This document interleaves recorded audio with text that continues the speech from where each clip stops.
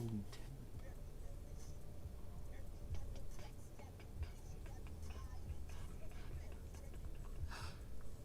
Y'all got room. You're fine. Y'all got room. Hi, Sydney. Hi.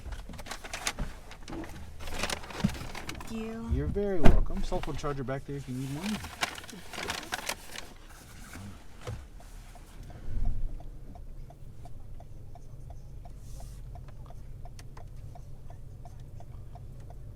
What do they teach at the school?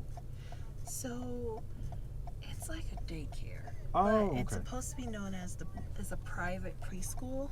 Private preschool. Okay. Yes, we teach up to 13 weeks to 6 years old. Oh, I see. Okay.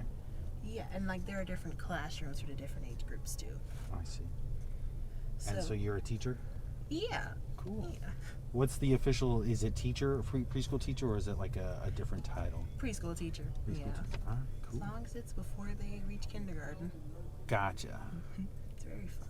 Sure. I think it's a great, to have that formative. When I grew up, preschool was optional, but now I feel like everybody does it. Like it's just it's a thing that everybody goes to and does as part of their education. Yeah, it prepares them before everything. Right? Because it has to be like really jarring. Well, I know it was for me to like be at home so much and then suddenly I'm dropped off at like this random place. Oh yeah. With like a million screaming kids. Plus like I was an only child too. Ooh, okay. So it was just like, oh my goodness. My parents are never coming back. Oh no.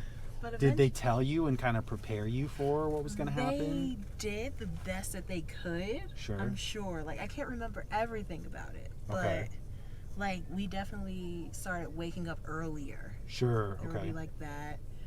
But yeah, that's what I remember. It's been a while.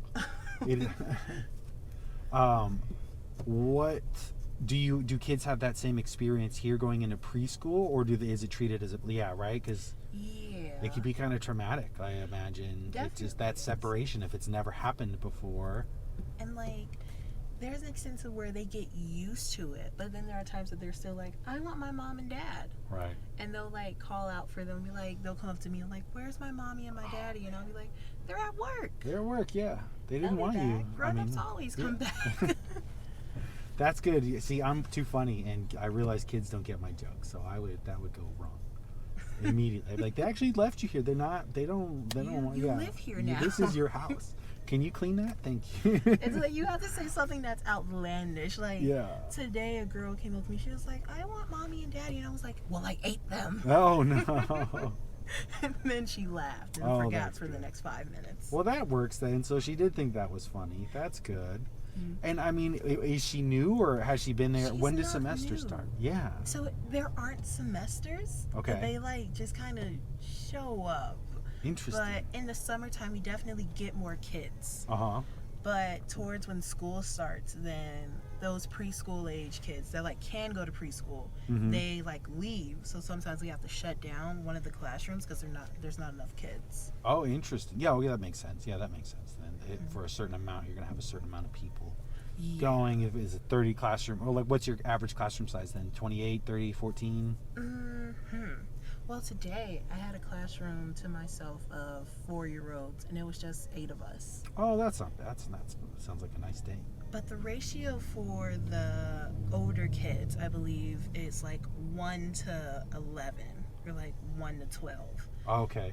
Sure. So it's a little more for older kids. That makes sense, yeah. Yeah, but for infants, it's 1 to 4. When they're like 15 months or so, then it's 1 to 5. And then 2-year-olds, you get 1 to 8. Okay. And that's way too much. That does sound 8 2-year-olds. Like, no thanks. Give me 1 2-year-old. That's too many. Give me 1 2-year-old. 2 parents to 1 2-year-old. That's how that should go. 2 adults. It's so much with them. Yeah, I mean, it's terrible twos for a reason. They're difficult. They're very chaotic and very violent. Oh yeah. Because they don't know. They're the parts of their brain that have, cognitive behavior and forward thinking are literally undeveloped. They're developing right now, and the way they develop is by acting out. That's part of it. They're just little criminals. Little criminals, little monster devil criminals. That's all they are. Love to bite each other. Oh no. Why don't we just talk it out for a minute? Because that's what they do. They put everything in their mouth when they're babies, so of course they're going to bite each other. They just got these new chompers. They got to use them. Mm-hmm. That makes perfect sense. It's like, and I hate to use this word because it's like for dogs or like animals, but it's like food aggression. Or like they get territorial over certain things. Oh yeah, they get that. That's when they're learning the identity of self. So it's me, mine, my, me. This is mine. Oh, for sure. Oh, that's such an interesting thing. So did you study like early childhood development? Yes, I'm currently in school for it right now. Oh, cool. Okay. And then, so do you have a career goal in mind that you'd like, or is it doing this? I like this right now. Mm-hmm. Like, it's what's fun for me, but I don't have like a regular classroom. And that's what I like right now. Because they want to put me in a regular classroom. They ask me if I want to settle down for one, but I like being with all of them. Sure. Like, I like to float around and see all the different kids. Sure. Okay. And it's like, yeah, like sometimes some people have rooms where they have 15 kids. I have 500 kids. Right. And it's fun for me. Like, I get to watch them grow. If they leave, if I had a classroom and the kids that I like, they're going to leave eventually. They're going to go up to another room, and I won't be able to see them until, like, I have time. Right. But now I can just, like, roam around, or they'll put me in their room for a day. Like, their teacher won't be here, and I can just visit. Sure. So you essentially you float. You kind of go to wherever you're needed and wherever I'm needed. Yeah, that makes a lot of sense. That's a great a great way to get a lot of good experience and exposure, and I think it's probably really good for the children too. They have someone that can go with them throughout all of their process, all of the classes they go to, right? That's really how I like to see it. Yeah. Like, I'll always be a familiar face to them. Yeah, I think that's pretty cool. How long have you been doing this? So working with children, I've always wanted to do it. I always wanted siblings. This is the part where I go into my backstory. Great. So I always wanted siblings. Wow. But my parents were like, no, we're good. And so I would try to like take kids off the playground when I was 3. Oh, wow. And they would be like, this is illegal, but cute. And then like when it came to like family, I would always be with the littler kids or like the babies. Cousins and stuff like that. Yeah. Sure. And then one summer I worked at the park district when I was 15, and that was really fun. And I got to make like connections with some of the parents, and I would then go babysit for them whenever they needed me to.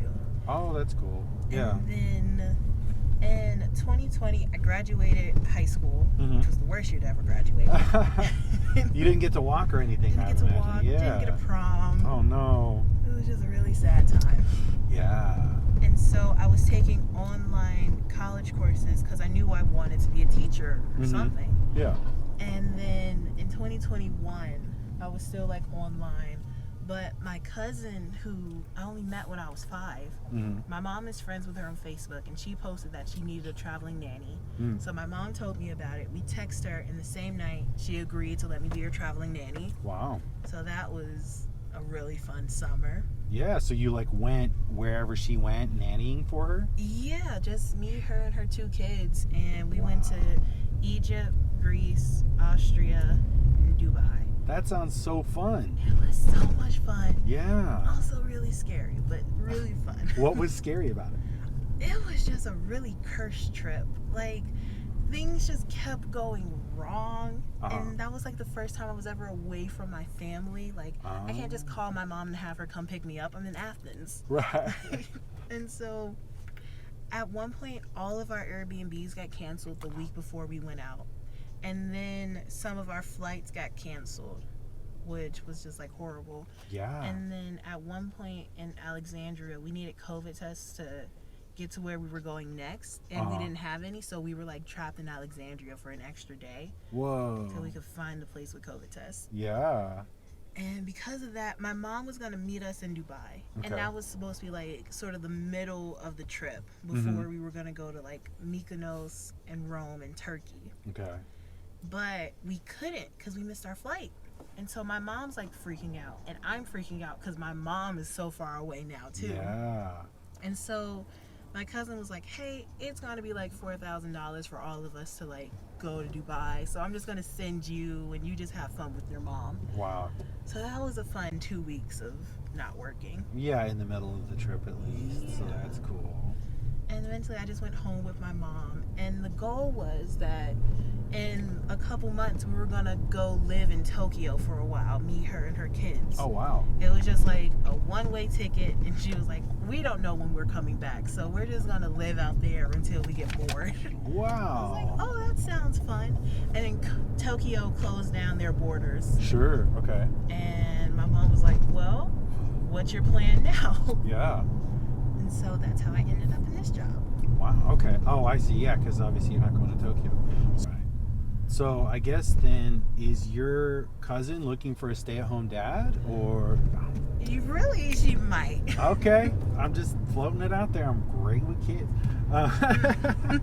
After you told the preschool children that their parents have orphaned them. Only I imagine it, the imaginary ones. I didn't do it for the real ones. You know, yeah.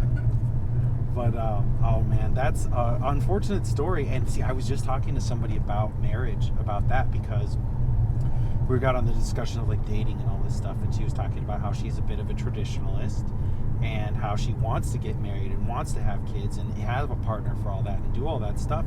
But the fact is that, like, your cousin included, every marriage is till death do you part. That's the idea. But half of them end in divorce. That's just how that works. So how does somebody calculate that into the process of forward thinking of, like, if I want to spend my life with this person? I imagine your cousin was probably floored by that, because she just had a kid with this person.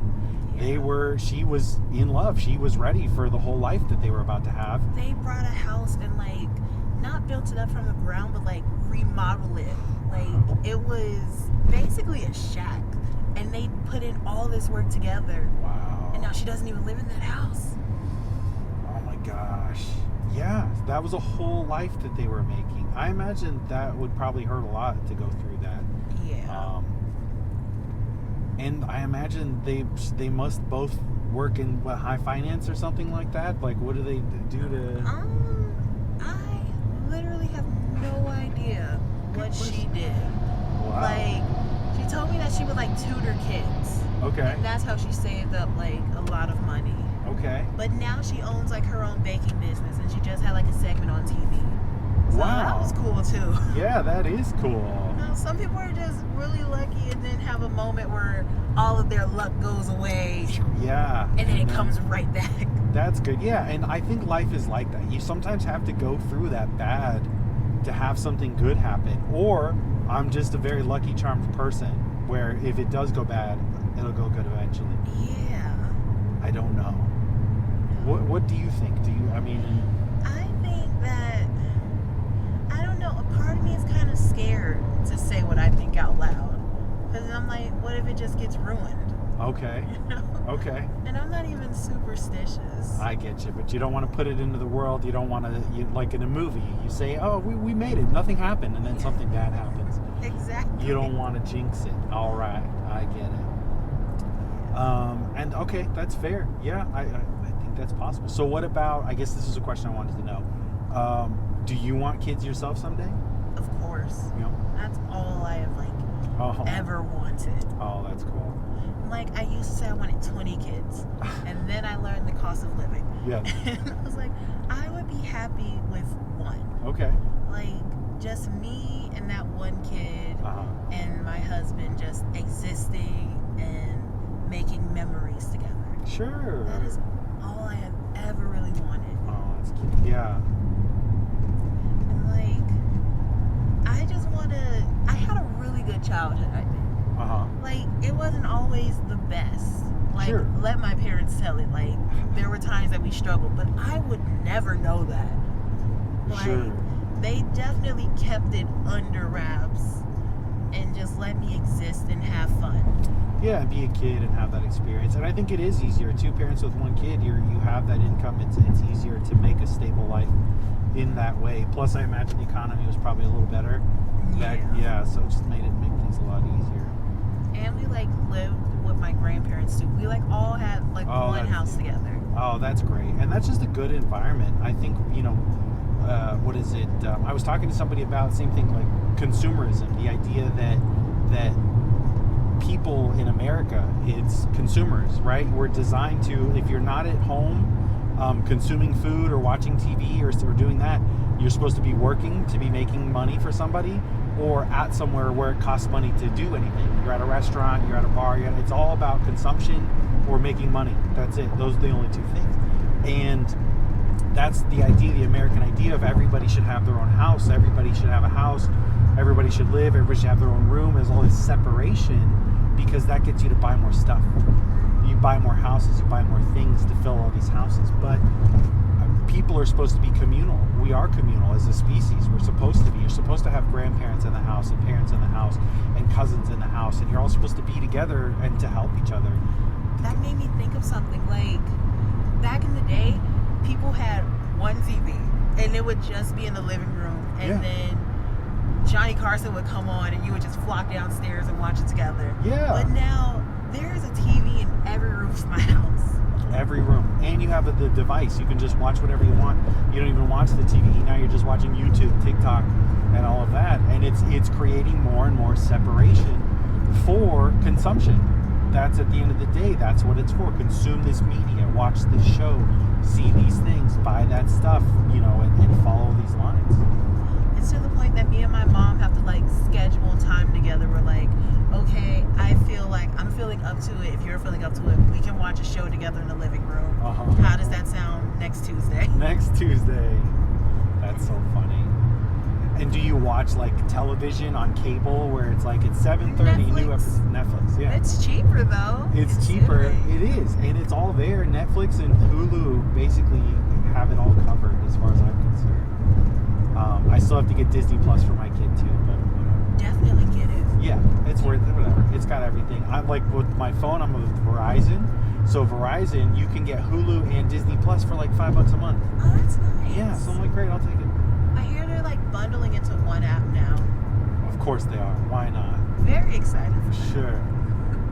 It's so interesting. Everything became a plus for a really long time. Yeah, Paramount Plus. That was weird. Right. But like every major company now has a streaming platform. Basically. I made a joke where somebody, because there's, you've heard of the Dollar Plus store, right? Mm-hmm. There was somebody that had Dollar Plus. Yeah, it was like $1.25. Right? And somebody was like, what does this mean? It's Dollar Plus. What is a Dollar Plus? I was like, well, it's streaming. It's streaming ads, obviously. That's what it does. That would be funny. I could only imagine the Dollar Plus network, like what type of shows where like your subscription's only $1. I think that would be a really funny bit, actually. I might have to do something. What type of things could you watch on that? Right? It's like, it has to be bad. It has to be Dollar Plus level bad of stuff. Yeah, because like production value, or it has to be like black and white reruns.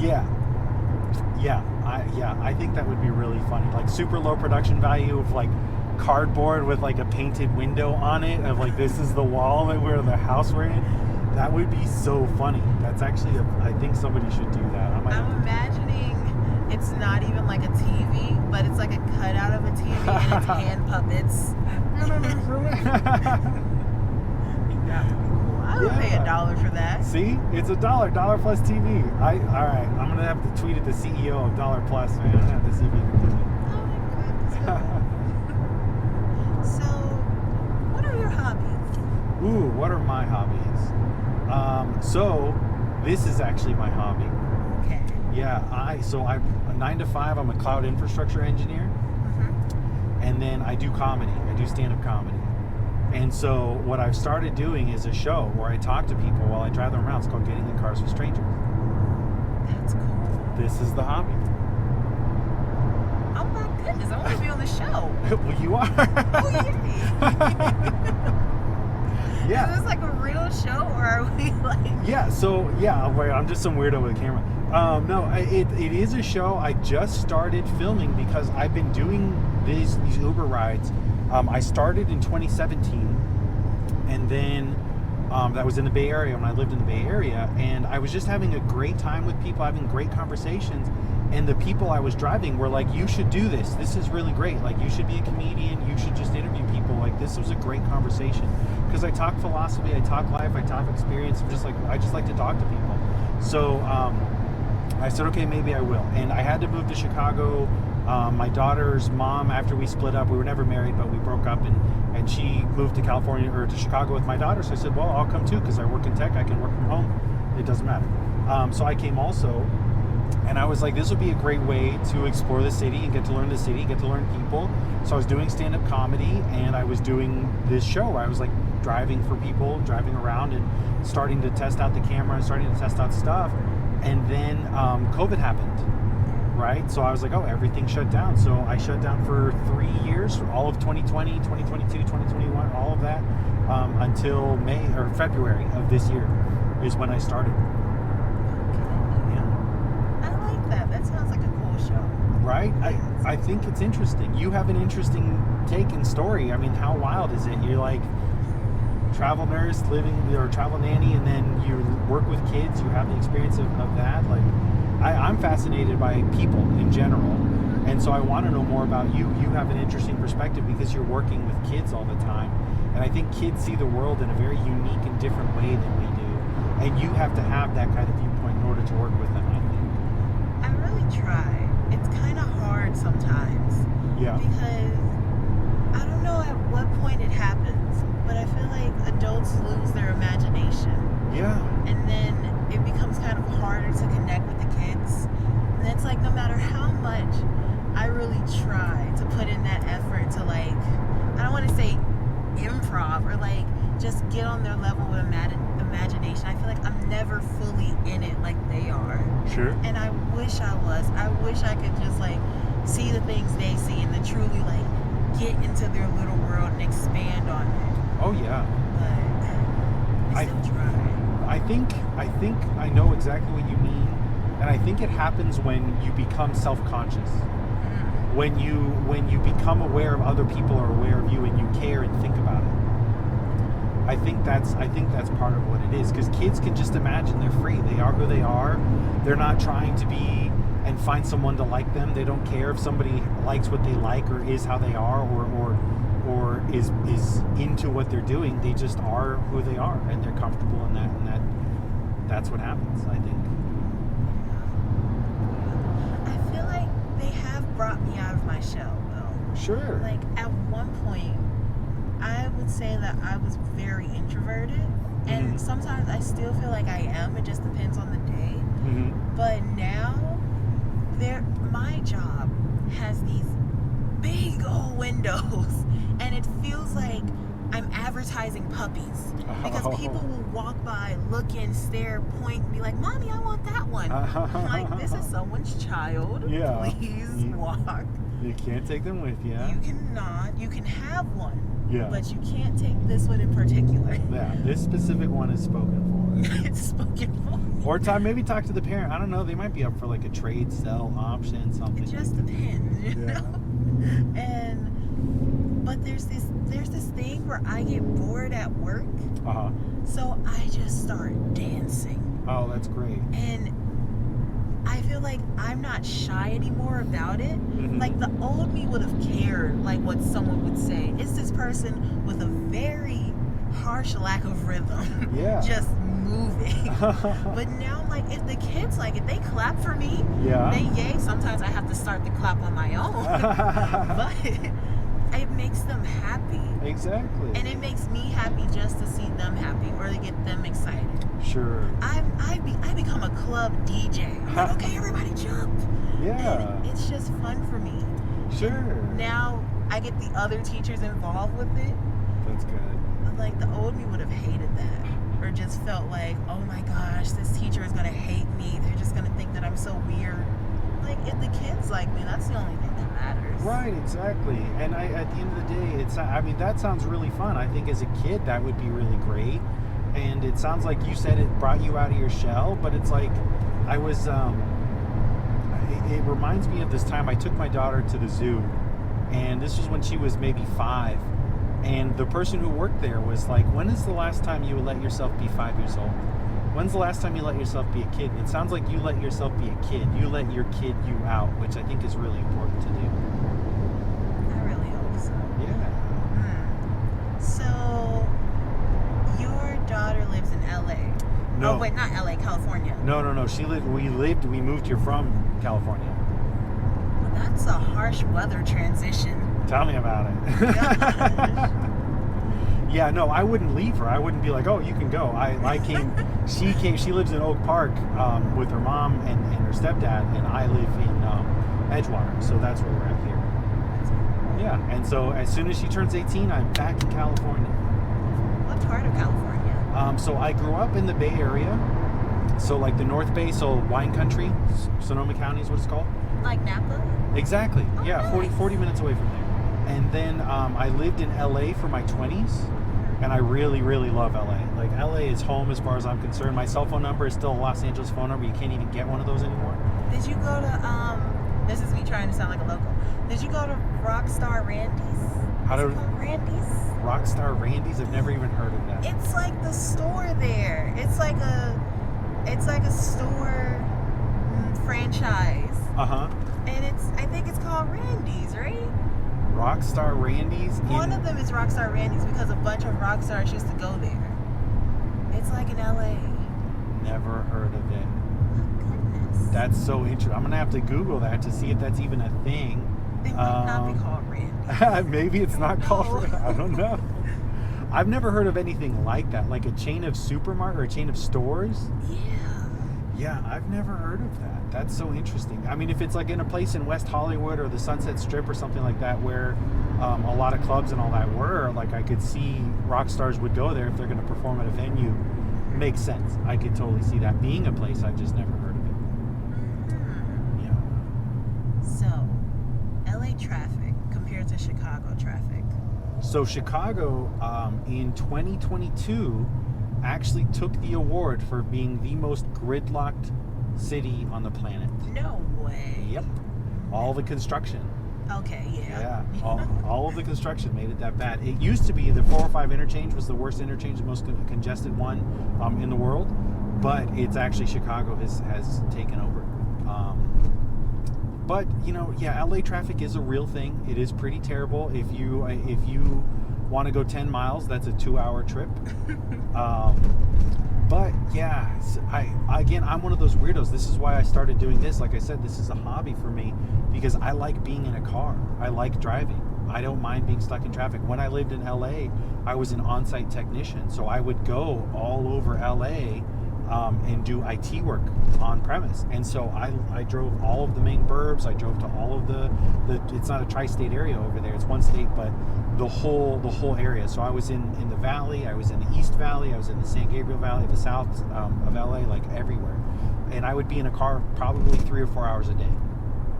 Wow. Yeah. But I loved it.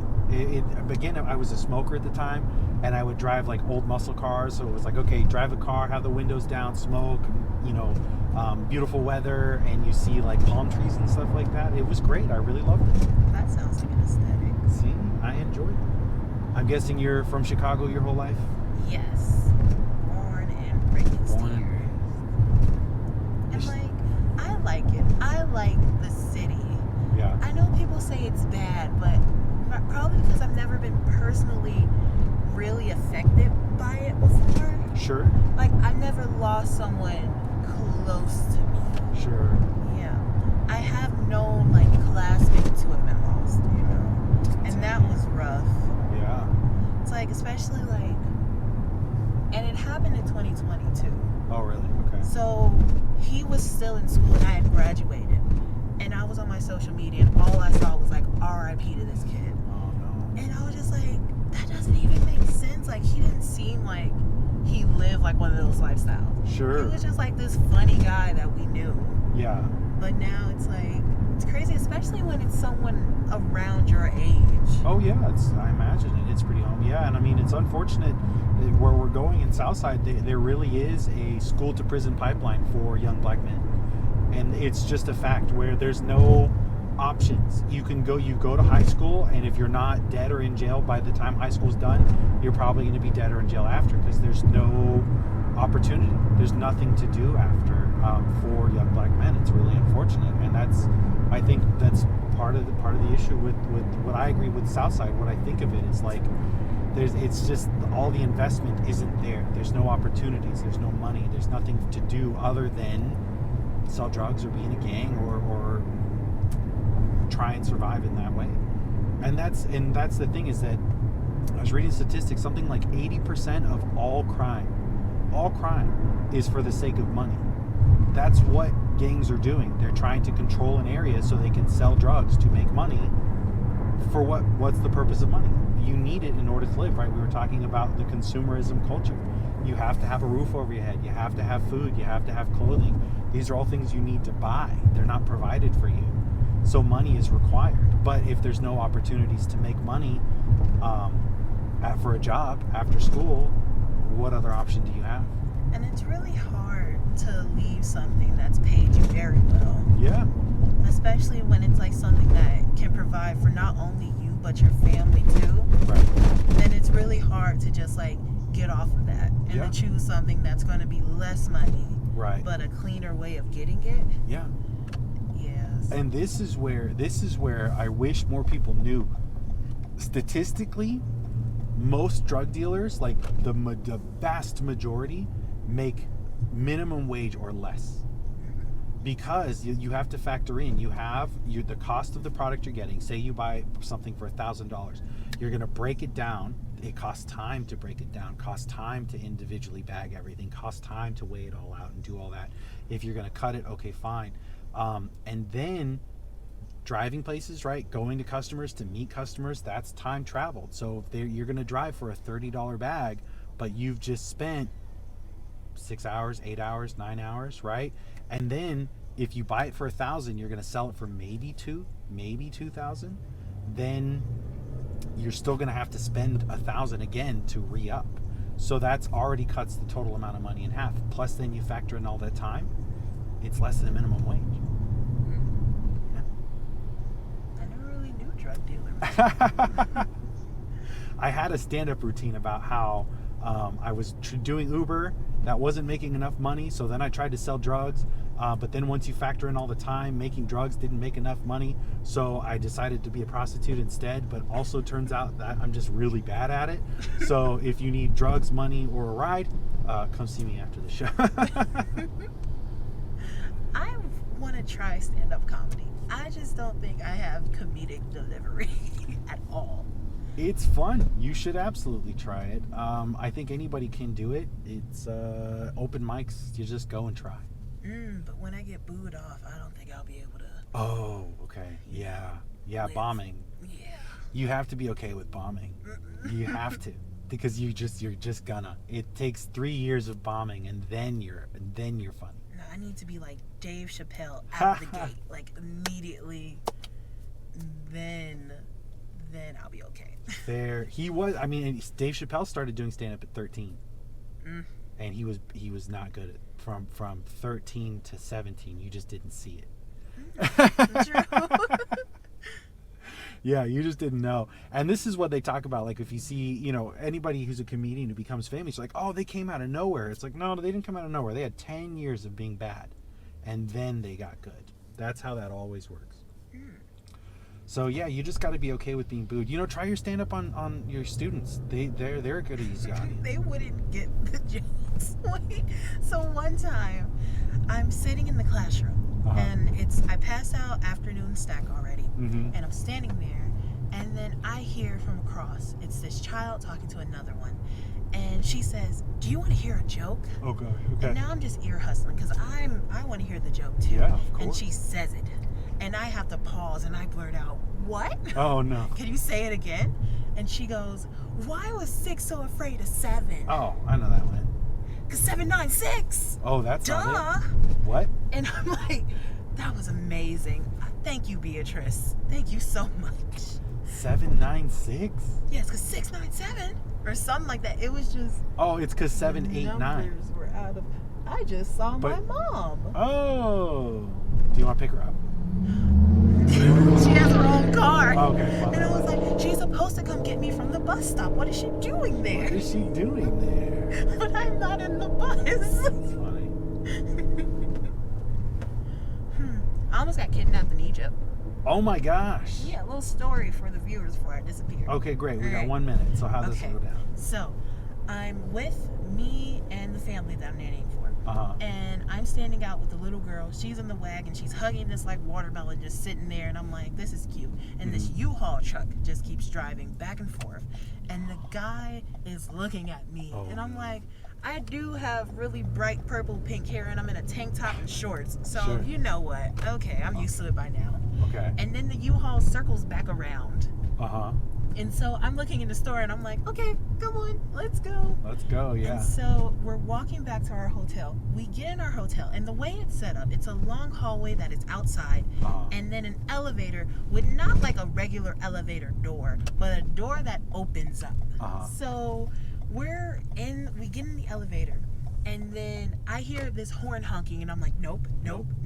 So we go into the elevator, and as the elevator is going up, the door ribs off. So the elevator has to come back down, and this guy is out here, and he's speaking Arabic, and I don't speak Arabic. Sure. I'm just here to look at the pyramids. Okay? And then he's like, you, go get coffee with me. And I'm like, no, sir. No. And he's acting like he doesn't know what the English word no means. And so then I had to think for a second. I was like, if this man says he lives in our hotel with us, he might follow us up to our room, and I might get my family killed. Yeah, don't want that. So it's a public street, and I decided to go grab coffee with him. And then he asked me if I was a prostitute and then tried to offer me. Oh my gosh. And then he didn't even buy the coffee I wanted. That's the That's the real crime That's of the the moment. tragedy. Wow. But overall, I wasn't kidnapped, and I fed the stray dogs afterwards. Well, that's good. It was lovely to meet you. Likewise, Sydney. I Yeah. want to know your show. Yes. Okay. So Oh my cool. goodness. All right. All right, you be safe, You Joe. too. Thank you.